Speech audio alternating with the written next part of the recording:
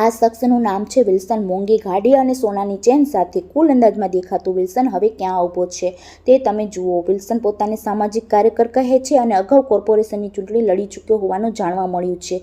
પણ હવે તે વડોદરાના છાણી પોલીસ સ્ટેશનમાં કેમ ઊભો છે, તો જાણી લો તેનું કારણ. વડોદરામાં છાણી દશરથ વિસ્તારમાં રહેતા વિલ્સન સામે દુષ્કર્મની ફરિયાદ નોંધાઈ છે.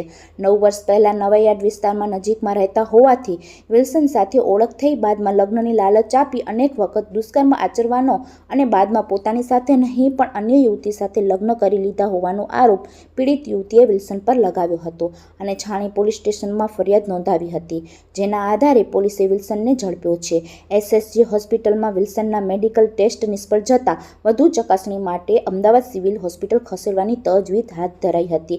એટલે હવે આ કેસની વધુ હકીકત તપાસ બાદ જ જાણવા મળશે. તમને જણાવી દઈએ કે અગાઉ પણ વિલ્સનનું નામ કબૂતરબાજી સહિતના વિવાદોમાં ઉછળી ચૂક્યું છે.